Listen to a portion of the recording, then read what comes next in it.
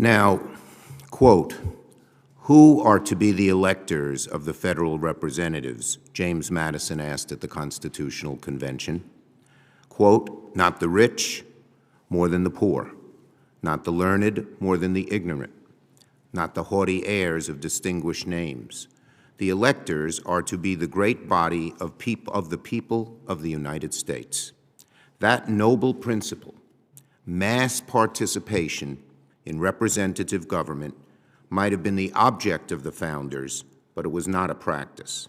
Immediately excluded were 700,000 enslaved men and women, counted as 3/5 of a person for the purpose of congressional allotment, but 0/5 of a person in all other matters of human dignity. Women, too, were left out.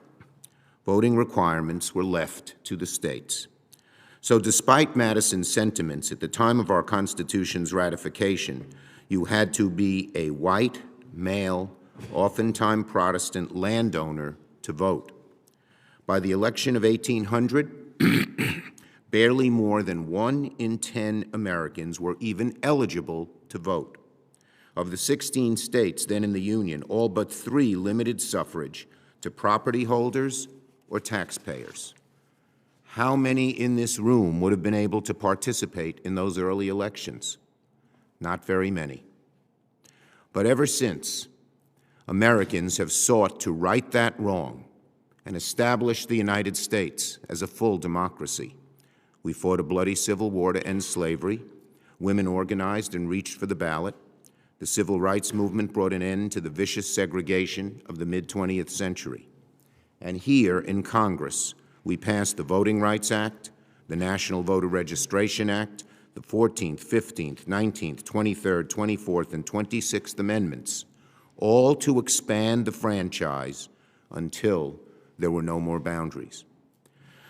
The story of democracy in America has been an inexorable march toward universal suffrage, and America is very proud of that fact. The march has not always been linear. Throughout our nation's history, moments of significant progress have often been followed by reactionary backlash. Unfortunately, it seems, led by one party, compelled by the most dishonest president in our history, we are on the verge of entering another one of those dark periods. In the wake of the 2020 elections, deemed the most secure in American history by officials of the previous administration, former President Trump told a lie, a big lie, that the election was stolen. Without proof or evidence, the former president and his allies repeated this lie over and over again, poisoning faith in our democracy and fomenting an armed insurrection at the Capitol. And now, in states across the country, Republican legislatures have seized on the big lie to restrict the franchise and inevitably make it harder for African Americans, Latinos, students, and the working poor to vote.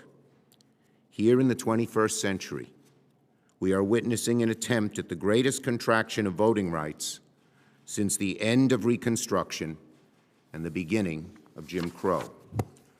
All across the country, Republicans no longer want to let the voters pick their politicians.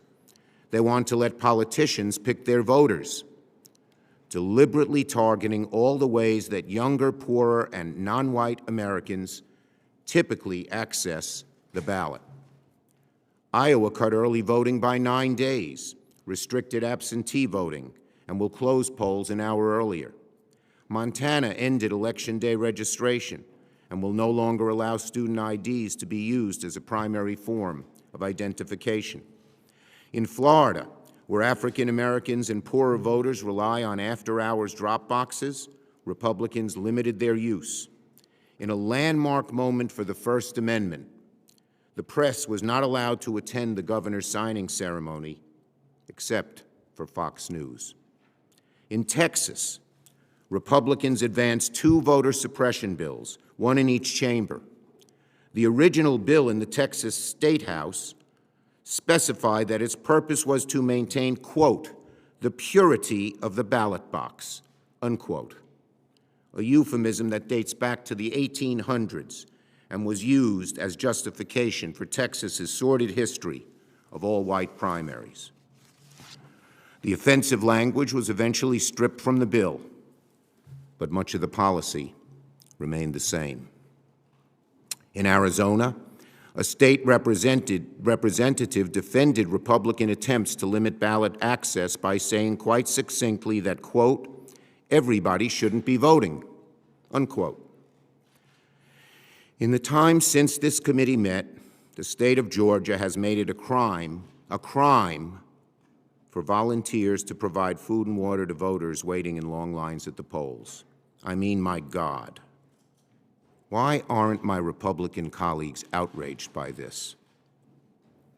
Why, when a few corporations had the audacity to put out statements opposing the Georgia law, did the Republican leader tell them to stay, quote, out of politics and stop acting like, quote, a woke parallel government for supporting voting rights?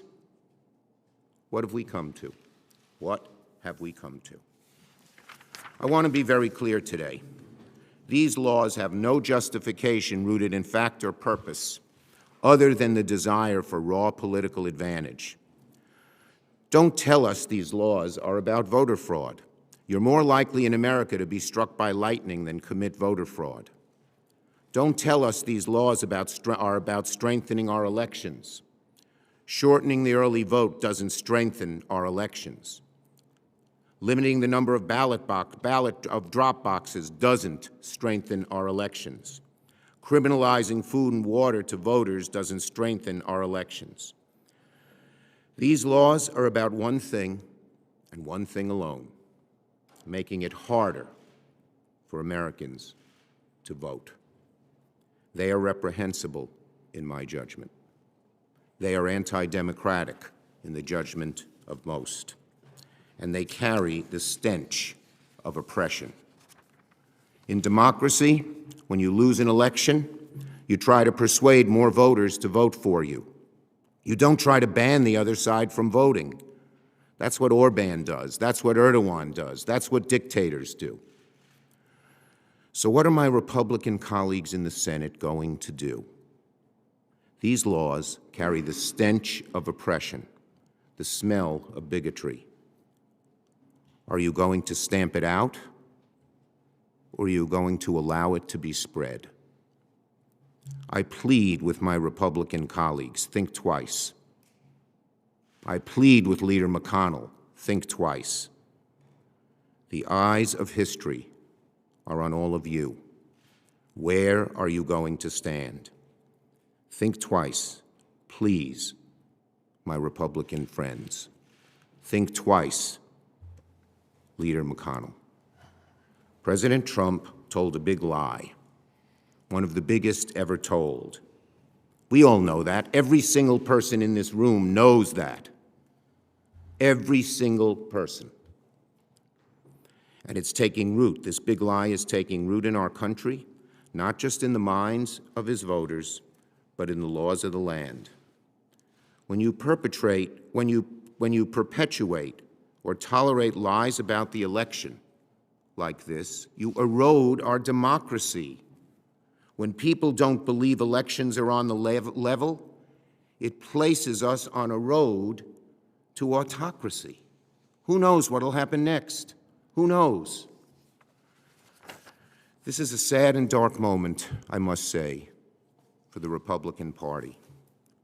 Republicans are seeking to perpetrate and act upon the big lie that the election was stolen, simply to placate, maybe please, the most dishonest president in American history.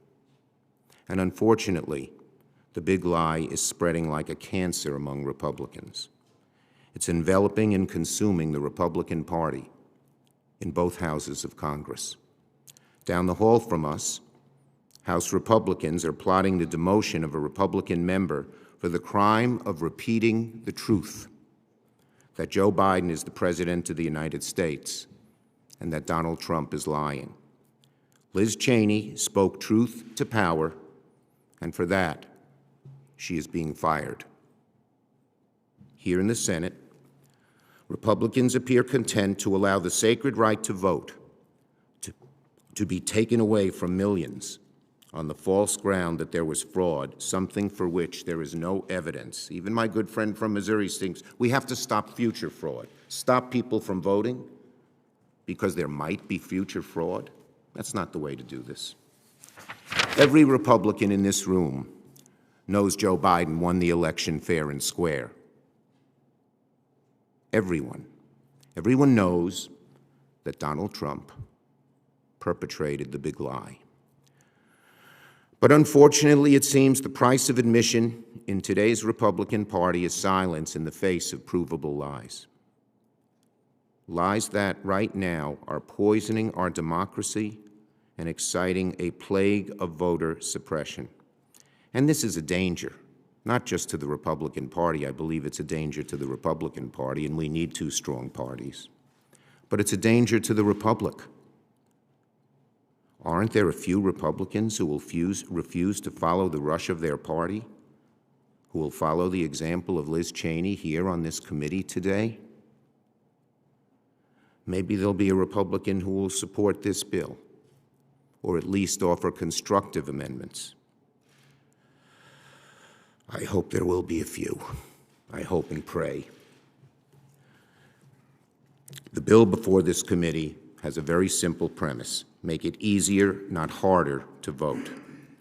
S1 would nullify many of these voter suppression laws and protect the rights of American voters, whether they cast their ballots for Democrats or Republicans. It would automatically register American voters when they get a driver's license, guarantee at least 15 continuous days of early voting, end partisan gerrymandering, and bring transparency to our campaign finance system. I know my Republican colleagues don't like every aspect of it. Fine. Tell us how you change it. Offer good faith amendments to improve the bill, which the chair has said she would graciously and eagerly entertain. But, my Republican colleagues, if you choose the path of uncompromising opposition, you will cast yourself in league with the most reprehensible, sweeping voter suppression effort in decades. That is a legacy-defining choice. I yield the floor.